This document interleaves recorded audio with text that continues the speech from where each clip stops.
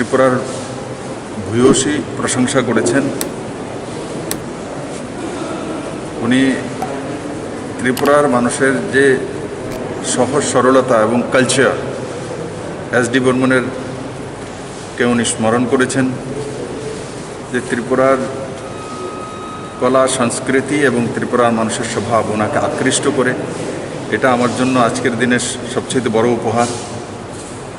আর তার সঙ্গে সঙ্গে মাননীয় প্রধানমন্ত্রীর যে নেতৃত্বে আমরা দেখেছি করোনাকালে কিসের জন্য আমরা আজকে এই স্থিতাবস্থায় রয়েছি, তার কারণ কি? তার কারণ হচ্ছে ডিজিটাইজেশন, তার কারণ হচ্ছে জনধন অ্যাকাউন্ট, ডিবিডি, তার কারণ হচ্ছে বড় মাত্রায় যে স্মার্টফোন, ইন্টারনেট কানেক্টিভিটি, ওয়াইফাই, এগুলো আমাদেরকে চলমান রেখেছে এই করোনার মধ্য দিয়ে।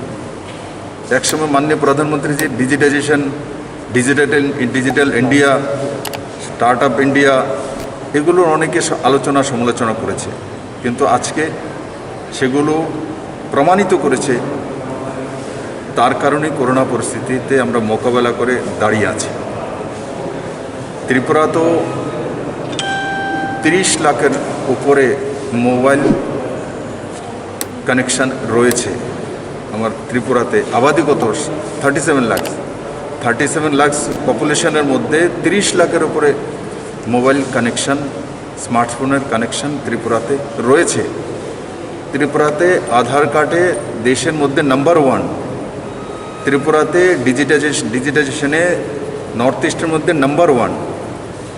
ত্রিপুরাতে সিএসসি সেন্টারগুলো যে পুরনো সরকার থাকতে 500-এর আশপাশে, 500-এর আশপাশে রেজিস্ট্রেশন ছিল, কিন্তু 150-র কাছাকাছিই সেটা ওয়ার্কিং পজিশনে ছিল। কিন্তু আজকে দিনে প্রায় 1500-এর কাছাকাছি সেগুলো ওয়ার্কিং পজিশনে আছে, ভালো রোজগার করছে। কারণ কি? ত্রিপুরা সরকার তার ব্যবস্থা করেছে। সরকার যে টাকাটা পেত তাকে কাট করে তাদেরকে দেওয়া, পুরনো সরকার সে ব্যবস্থা করেনি। তার কারণে কেউ যদি সিএসসি সেন্টার খুলে বসেছে লোন একটা নিয়ে, তো তার তো লোনের টাকাই দিতে পারতো না, সে এনপিএ হয়ে যেত।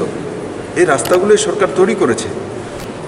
আর মাননীয় কেন্দ্রীয় মন্ত্রী রবিশঙ্কর প্রসাদজি ত্রিপুরার জন্য উনি আগ্রহী, এবং আজকে যে ত্রিপুরাতে স্টার্ট আপ সপ্তাহ 7 দিন যাবৎ, একবার কল্পনা করে দেখুন না, ন্যাসকমের মতো কোম্পানি জুড়ে গেছে, মৌ করেছে ত্রিপুরা সরকারের সঙ্গে।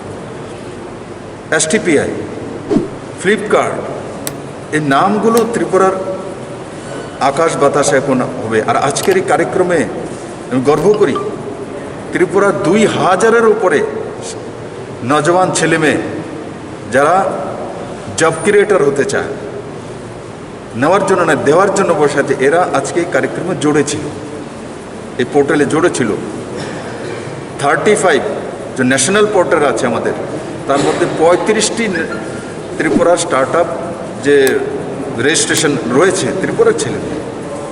তো কেন্দ্র সরকারের যে যোজনাগুলো রয়েছে সেগুলোকে কম সময়ে কাজে লাগিয়ে ত্রিপুরার নজওয়ানদেরকে রোজগারের ব্যবস্থা, সাবসিডিজ অনেক প্রকল্প আছে। আমরা আজকে যে স্টার্ট আপ শুরু করেছি তার মধ্যে সাবসিডি রয়েছে অনেক কিছু, ইন্টারনেট সাবসিডি, রিএম্বার্সমেন্ট, বাইরে থেকে কেউ এখানে আসলে তার মধ্যে 10 লাখ টাকা পর্যন্ত রিএম্বার্সমেন্ট হবে যে প্যাটেন্টের মধ্যে।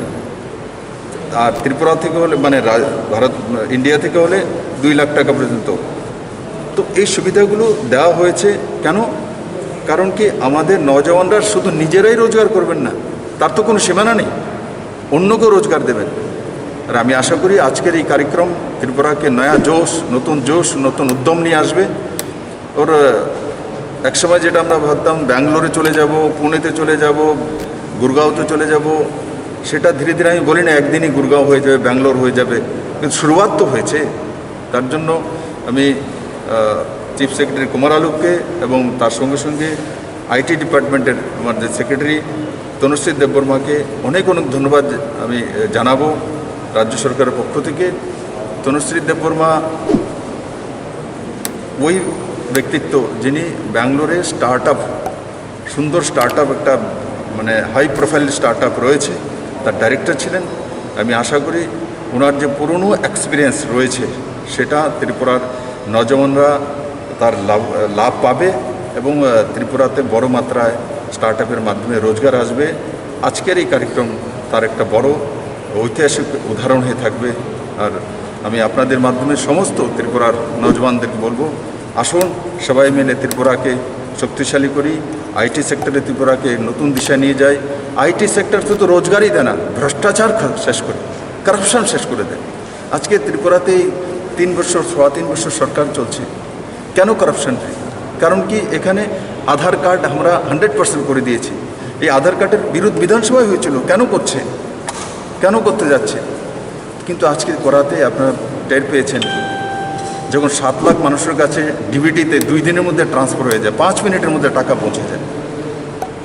যখন আমরা প্যাকেজ, মুখ্যমন্ত্রী একটা প্যাকেজ দিয়েছি, ফুড প্যাকেট, কিন্তু যখন তাদের পটকা কারবারিরা আলু পেঁয়াজের দাম বাড়িয়ে দিয়েছে, সঙ্গে সঙ্গে বাজার থেকে না কিনে সঙ্গে সঙ্গে টাকাটা তাদের সেই অর্থ ডিবিডি করে দিয়েছে। তো পটকা কারবারি যারা চেষ্টা করেছিল তারা মাথায় হাত দিয়ে বসেছে।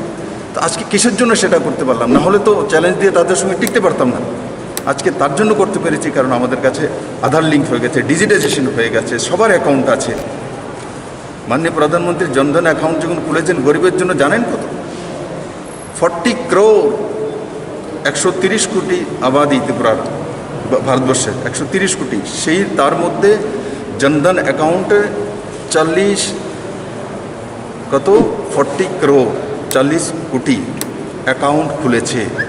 তার কারণে আজকে যে মাননীয় প্রধানমন্ত্রী গরিব কল্যাণ যোজনার মাধ্যমে ফ্রিতে চাউল পাঠিয়ে দিচ্ছে, ফ্রিতে টাকা পাঠিয়ে দিচ্ছে, এই সবগুলো ডিজিটাইজেশনের কারণ হচ্ছে। আমি আশা করি আজকের দিনে যে কার্যক্রম আমরা 7 দিন যাবৎ করতে চলছি, সেটা ত্রিপুরাকে এক নয়া দিশা, নয়া দশা দেবে এবং ত্রিপুরা নওজওয়ানের জন্য এক রোজগার নিয়ে আসবে, এক সুস্থ মানসিকতা নিয়ে আসবে, এক অ্যাগ্রেসিভ সাকসেসফুল মানসিকতা, যে সাকসেস হওয়ার জন্য সেই জোশ নিয়ে ত্রিপুরাকে আগে বাড়াবে। শুধু ত্রিপুরা নয়, নর্থ ইস্টের রাজ্যগুলোকেও তাতে নিশ্চিত সাহায্য পাবে। পার্শ্ববর্তী বাংলাদেশ তাতে সহযোগী হবে, সাহায্য পাবে। ওর আজকের এই কার্যক্রমে আপনারা আসার জন্য, এবং তাকে আমি বলবো জনতাকে সামনে বারবার নিয়ে যাওয়া। আজকে মাননীয় রবিশঙ্কর প্রসাদজি যে বিষয়টা বলেছেন, আমরা ত্রিপুরাবাসী, ত্রিপুরাকে মানুষকে ভালোবাসেন সেটা বলেছে, স্বাভাবিক হৃদয় জাগে, কিন্তু সঙ্গে সঙ্গে টেকনিক্যালি উনি যা যা করা যেতে পারে তার যে উদাহরণ প্রস্তুত করেছেন উইথ প্রুফ, তাকে সামনে নিয়ে যাওয়া। তাহলে নজওয়ান ছেলে মেয়ে ত্রিপুরাবাসী বিশ্বাস করে, হ্যাঁ এটা তো হয়েছে, এটা আমাদের এখন হতে পারে। এটা প্রচার করুন, তবেই ত্রিপুরা কল্যাণ হবে। আর ত্রিপুরার কল্যাণ হবে তো আপনাদেরও নিশ্চিত হবে। সমস্ত সাংবাদিকরা তো আমার ত্রিপুরারই ম্যাক্সিমাম। আপনাদেরও লাভ হবে, আপনার পরিবারের লাভ হবে, আপনার রাজ্যেরও লাভ হবে। সবাইকে অনেক অনেক ধন্যবাদ।